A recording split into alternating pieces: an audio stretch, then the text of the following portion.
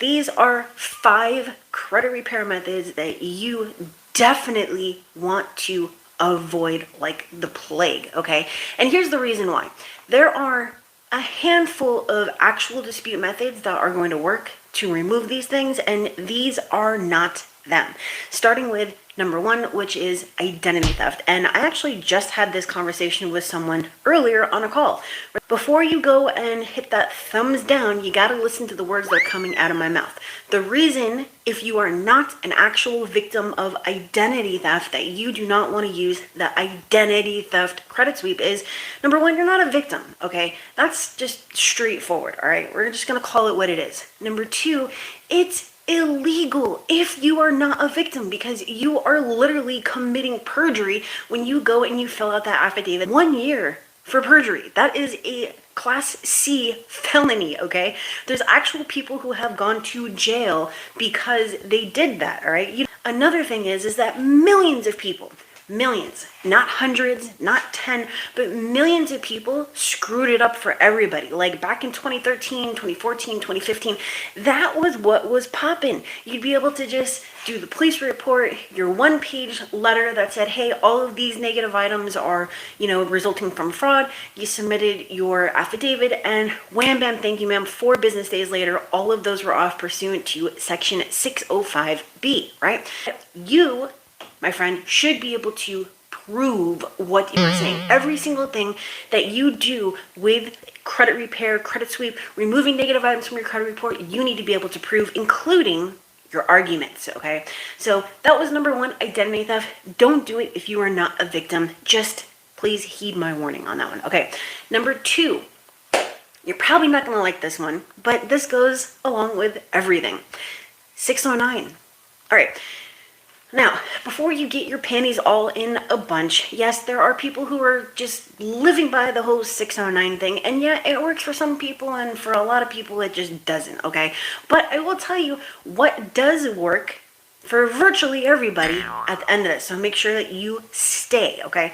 So, Section 609 has nothing to do with your ability to force the bureaus or creditors or collectors to prove anything with your wet signature, okay? That's not in the F. Obviously, you may think that it's up to interpretation because that's the way that the bureaus basically do it, right? Oh, well, we interpret the FCRA independently. There's no interpretation. Section 609 has to do with your ability as a consumer to get a copy of your consumer disclosure, which is your credit report. That is what it has to do with. It doesn't have to do with forcing anybody to do anything, okay? That is that one. 1681. All right, so if you go and you look at 1681, right, it says that if you dispute something that is inaccurate, incomplete, or unverifiable, that the credit bureaus are just going to have to remove it. But guess what? You are literally just leaving it up to them to be like, oh, it's verified. End of investigation, my friend. So when you are sending these letters, these templates, these 5-paragraph or 3-page long letters full of these laws and blah, blah, blah, all you are doing is basically making it easy for the credit bureaus to verify your, whatever disputed accounts and get rid of you. Because remember, it is free for them to just ignore you.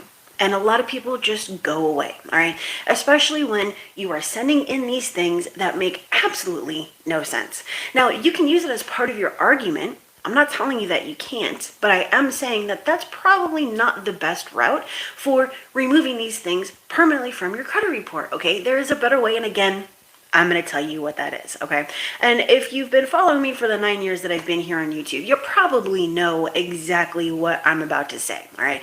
So, again, you can use it as part of your argument, but it should not be your entire argument. You need to be able to back the things with the facts from your credit report, and I'm going to condense it into a real simple, easy to understand thing, but always remember, links are down in the description to schedule a call with me to see if I can do this for you. It's going to be online disputes.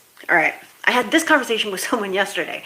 So, in case you didn't know, when you go and you do, your Experian Dispute or Credit Karma or any of those sites, you're checking a box right? You click a box and you say that you are agreeing to God only knows what, right?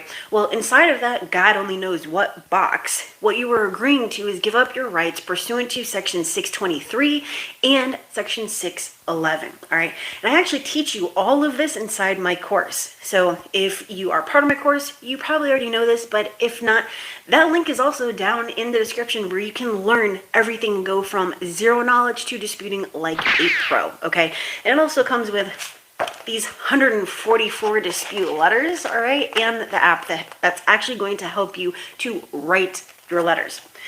Okay, so Section 623 and Section 611, these are very, very important. Remember I just said that we have very few rights as consumers, and so when you're going and you're giving up the rest of the rights that you have, you really leave nothing there for you to be able to utilize against the credit bureaus. And I have a couple of videos specifically on this about how you should not dispute online.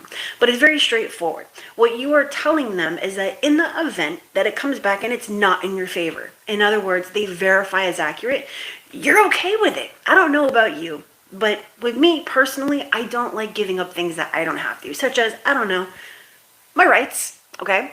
So not only that you are giving up your ability to say, oh, well, wait, no, it's not verified, blah, blah, blah. You're also saying that if they violate your rights, that you're not going to take them to court, okay? Now, those are the two biggest ones outside of if they delete something because of your dispute online, and then they put it back on, you already said you're okay with it.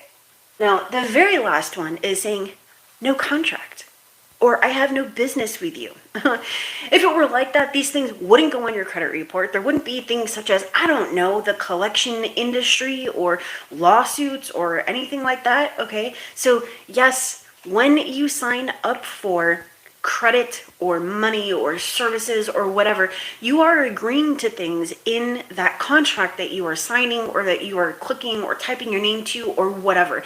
And part of that is that in the event you don't pay for it, right? You know, it gets charged off, you lose your job, you know, your dog dies, whatever excuse you want to come up with, that they can sell or transfer to anybody that they want to, okay? Those were the 5 different credit repair methods that just don't work. They don't work. If you want something that works for virtually everybody, when you do it the right way, I show you exactly how to do it in my 1,200 plus videos going back 9 years, right here. So first of all, you want to make sure that you subscribe because you don't want to miss anything, okay? That's number 1. Number 2, you're definitely going to want to like this live, okay? And number 3, you can learn the rest of the method inside my course, which again is down in the description. It's sendme2.co/toolkit. And it's called a toolkit because I literally give you everything that you need and nothing that you don't. You learn what you need, and then I give you the tools, all right? Again, including these 144 dispute letters that literally cover everything. Now, I don't like the word literally, so we're going to say virtually cover every single situation, and then you need to just put it in your own words, okay? Now, what I said in the beginning was, these don't work, but there is something that does. And now that is exactly what we're going to talk about. And again, if you've been following me for the 9 years that I've been here, you already know what I'm about to say. Factual-based disputes. Why does it work? Why do I get the results that I do while other people who use these methods like online disputes, no contract, 1681, 609, and identity theft do not? It's because, number 1, I know how to use these, okay? I know how an account should and should not report, and that's where the learning part of this comes into, and that's why I have so many videos that explain that whole process, okay? But number 2, you need to know how to use these inaccuracies and violations to back your arguments and what to say, right?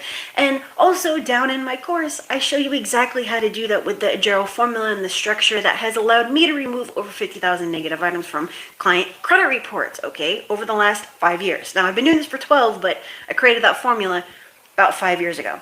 Okay, so it's really, really, really simple. When you look at an account, there is a hierarchy for what is going to be more impactful than, you know, the rest of it, such as the date last paid versus the open date, okay? You find these inaccuracies, you create a argument, and you back the argument with the facts taken directly from the credit report because it's irrefutable, right?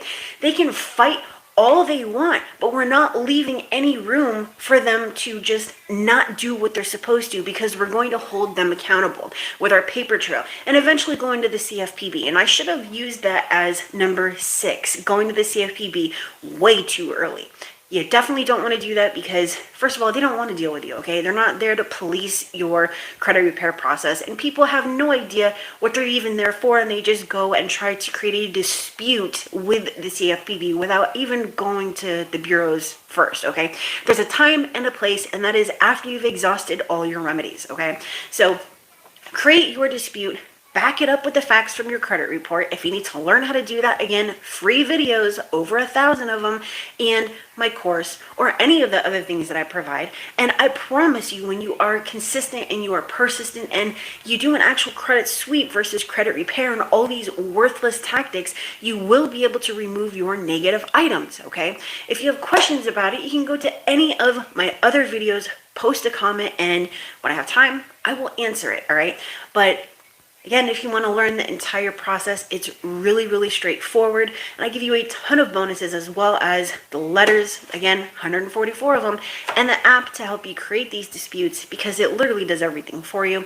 It is sendme2.co/toolkit. The link is down in the description. But if you want to see if I can personally do this for you, because I know already what not to do. I've been doing this for 12 years, okay? Go to my740.com and I will see if I can personally do the credit sweep for you, okay? Because obviously I'm going to do it faster. It's going to be permanent, and there's no learning curve for me, all right? And there's nothing wrong with you doing your own credit repair, but I mean, that's what people come to me for, because I get the results that I do.